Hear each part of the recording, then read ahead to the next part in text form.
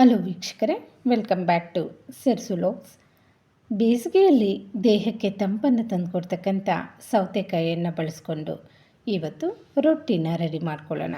ಈ ರೀತಿಯಾಗಿರ್ತಕ್ಕಂಥ ಬ್ರೇಕ್ಫಾಸ್ಟನ್ನು ಮಾಡಿಕೊಟ್ರೆ ಮನೆಯಲ್ಲಿರೋರು ಎಲ್ಲರೂ ಇಷ್ಟಪಟ್ಟು ತಿಂತಾರೆ. ಇದು ತುಂಬ ಸಾಫ್ಟಾಗಿರುತ್ತೆ, ಟೇಸ್ಟ್ ಅಂತೂ ಅದ್ಭುತವಾಗಿರುತ್ತೆ. ನೀವು ಒಮ್ಮೆ ಈ ರೆಸಿಪಿನ ಟ್ರೈ ಮಾಡಿ ಹೇಗೆ ಬಂದಿತ್ತಂತ ಕಮೆಂಟ್ ಮಾಡೋದನ್ನು ಮರಿಬೇಡಿ. ಬನ್ನಿ, ಸೌತೆಕಾಯಿ ರೊಟ್ಟಿಗೆ ಬೇಕಾಗಿರ್ತಕ್ಕಂಥ ಸಾಮಗ್ರಿಗಳು, ಇದನ್ನು ಮಾಡೋ ವಿಧಾನವನ್ನು ನೋಡೋಣ. ಮೊದಲಿಗೆ ಒಂದು ಸೌತೆಕಾಯಿಯನ್ನು ಶುದ್ಧವಾಗಿ ತೊಳೆದು ಅದರಲ್ಲಿರ್ತಕ್ಕಂಥ ಕಹಿಯನ್ನು ತೆಗೆದು ತುರಿದು ಒಂದು ಬಟ್ಲಷ್ಟು ತಗೊಂಡಿದ್ದೀನಿ. ಅದೇ ಬಟ್ಲಲ್ಲಿ ಒಂದು ಬಟ್ಲಷ್ಟು ಚಿರೋಟಿ ರವೆ, ಒಂದು ಮುಕ್ಕಾಲು ಬಟ್ಲಷ್ಟು ಅಕ್ಕಿ ಹಿಟ್ಟನ್ನು ಸೇರಿಸ್ಕೊತಾ ಇದ್ದೀನಿ. ಕರಿಬೇವಿನ ಸೊಪ್ಪು, ಕೊತ್ತಂಬರಿ ಸೊಪ್ಪು ಹಾಗೆ ಪುದೀನ 3 ಸೊಪ್ಪುಗಳನ್ನು ಶುದ್ಧವಾಗಿ ತೊಳೆದು ಸಣ್ಣಗೆ ಕಟ್ ಮಾಡಿ ಸೇರಿಸ್ಕೊತಾ ಇದ್ದೀನಿ. ಖಾರಕ್ಕೆ ಅನುಗುಣವಾಗಿ ಹಸಿಮೆಣಸಿನ್ಕಾಯಿ, ಹಸಿ ಕೊಬ್ಬರಿ ತುರಿನ ಒಂದು ಚಿಕ್ಕ ಬಟ್ಲಷ್ಟು ಸೇರಿಸ್ಕೊತಾ ಇದ್ದೀನಿ. ಒಂದು ದೊಡ್ಡ ಈರುಳ್ಳಿನ ಸಣ್ಣಗೆ ಕಟ್ ಮಾಡಿ ಇದರಲ್ಲಿ ಸೇರಿಸ್ಕೋಬೇಕು. ಇವಾಗ ರುಚಿಗೆ ತಕ್ಕಷ್ಟು ಉಪ್ಪನ್ನು ಸೇರಿಸ್ಕೊಳ್ಳೋಣ.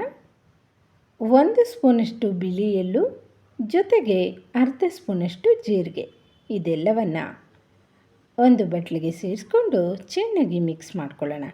ಮೊದಲಿಗೆ ಇದಕ್ಕೆ ನೀರನ್ನು ಸೇರಿಸೋಕ್ಕೆ ಹೋಗಬಾರ್ದು. ಸೌತೆಕಾಯಿಯಲ್ಲಿ ನೀರಿನ ಅಂಶ ಇರುತ್ತೆ.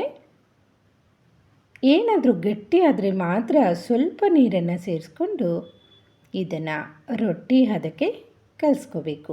ದಿನ ರೊಟ್ಟಿನಾಗಿ ಒಂದೇ ಥರವಾಗಿರ್ತಕ್ಕಂಥ ಬ್ರೇಕ್ಫಾಸ್ಟನ್ನು ತಿಂದು ಬೋರಾಗಿದ್ದರೆ ಈ ರೆಸಿಪಿನ ಒಮ್ಮೆ ಟ್ರೈ ಮಾಡಿ.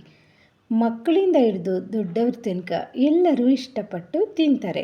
ಸೌತೆಕಾಯಿಯಲ್ಲಿ ಯಥೇಚ್ಛವಾಗಿ ನೀರಿನಂಶ ಇರುತ್ತೆ. ಇದು ನಮ್ಮ ದೇಹದ ಆರೋಗ್ಯಕ್ಕೂ ಸಹ ತುಂಬ ಒಳ್ಳೆಯದು.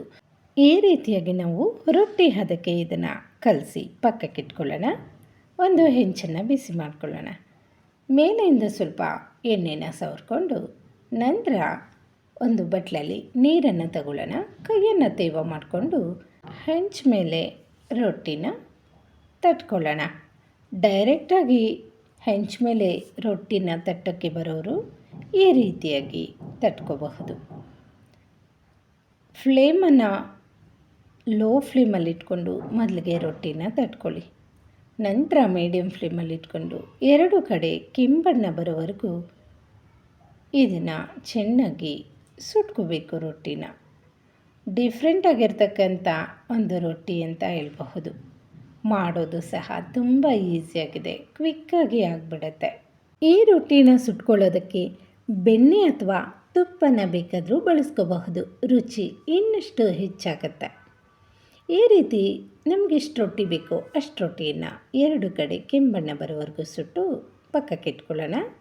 ನಮಗೆ ಡೈರೆಕ್ಟಾಗಿ ಹೆಂಚ ಮೇಲೆ ತಟ್ಟೋಕ್ಕೆ ಬರಲ್ಲ ಅನ್ನೋರು ಈ ರೀತಿ ಎಣ್ಣೆ ಕವರ್ ಬರುತ್ತಲ್ವ, ಪ್ಲಾಸ್ಟಿಕ್ಕು, ಅದ್ರ ಮೇಲೆ ತಟ್ಕೋಬಹುದು.